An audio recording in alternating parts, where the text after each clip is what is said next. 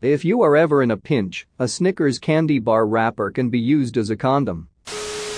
What is your most useful NSFW life hack?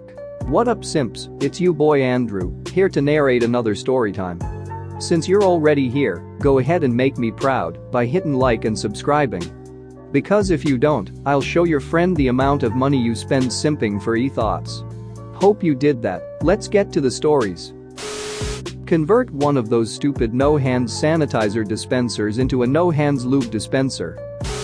After jerking off, using a baby wipe cleans up your dick well and prevents your underwear from getting sticky smelling like jizz. I figure if those things do a good job of wiping up baby crap from their asses, they do a good job of wiping up pre-babies from your dick. When crapping, prop your legs up against the wall in front of you and push. It'll give extra force to force the crap out. During missionary, place a pillow under the female's butt. The male will penetrate deeper and rub against the G-spot with each thrust.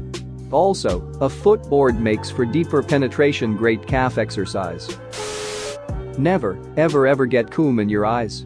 Doesn't hurt at first, but then it's the slow burn of what I like to think are millions of sperm trying to tunnel in and fertilize your eyeball.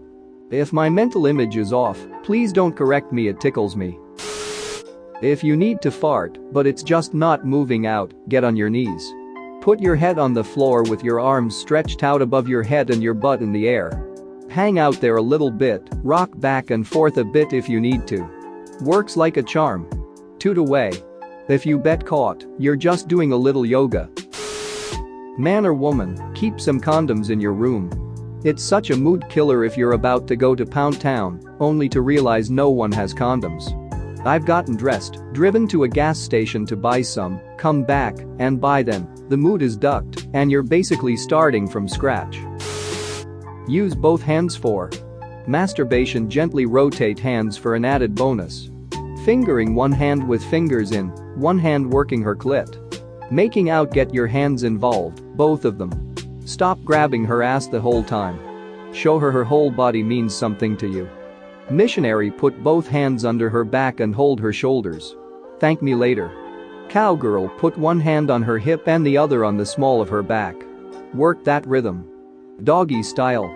One hand on her hip and the other all over.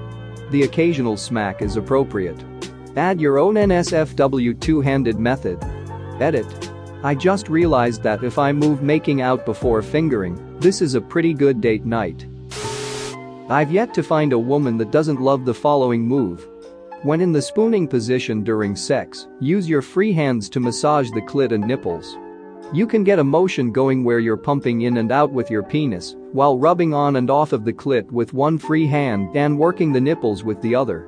I've found that most girls cum violently when this move is applied correctly. As an added bonus, you can kiss the back of their neck while doing all of the above.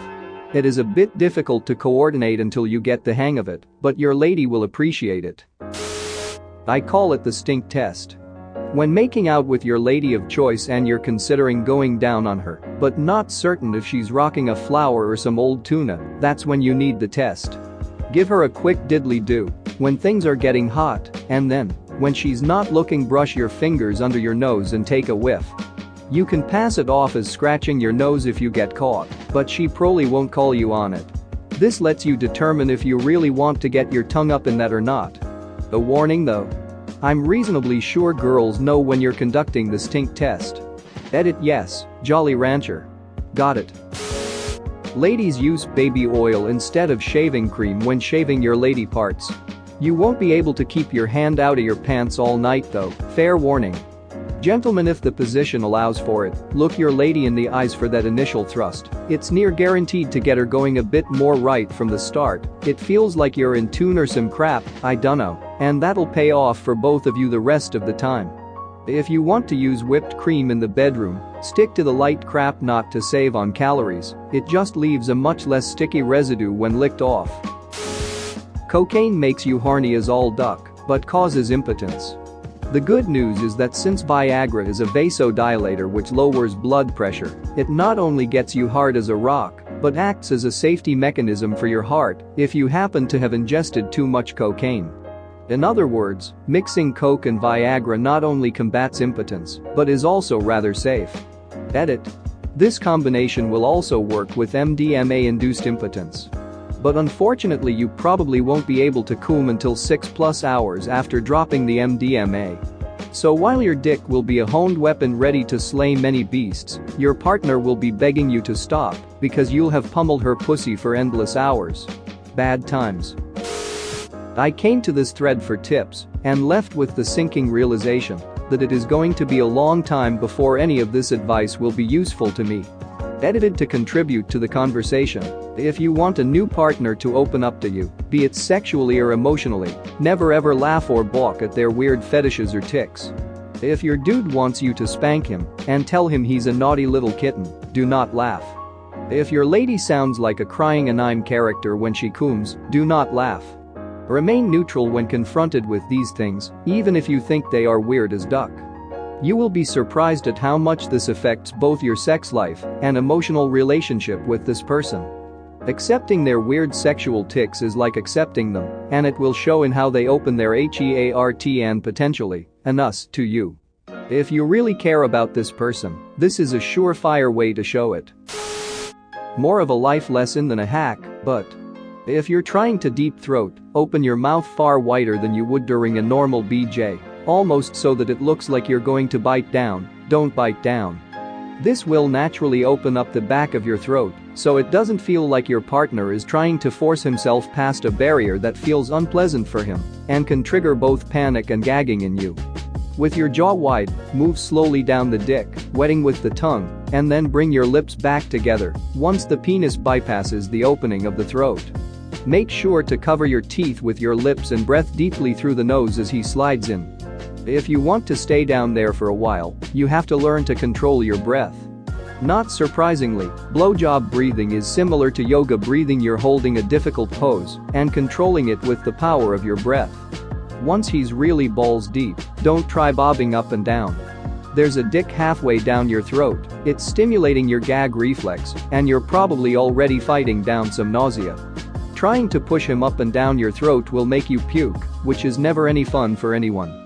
Instead, just move your head a little bit so that the tip of the dick is rubbing along the back of your throat, and then make gentle swallowing motions.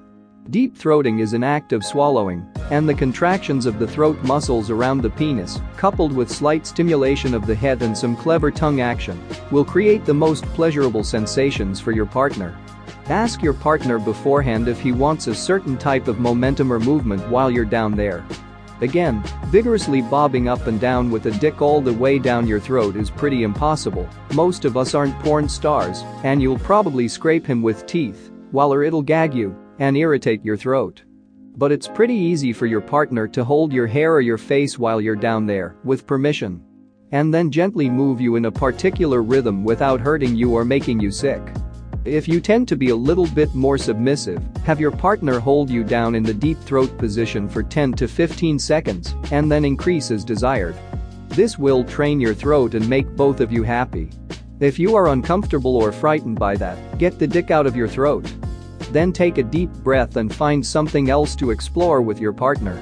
Being able to swallow an 8 cock is a fun, private, party trick, but it takes some work and isn't for everyone. Edit. Glad a few of you are enjoying my fellatio tutorial. One thing to keep in mind if you're trying to finish him off with the BJ, always make sure he tells you before he cooms. Men always tell your partner if you're going to coom when they're that far down. It seems like it would be easier to swallow if he's that far back, but you've been using your swallowing muscles for the BJ, and there's a big dick blocking your pharynx, so you're just gonna choke.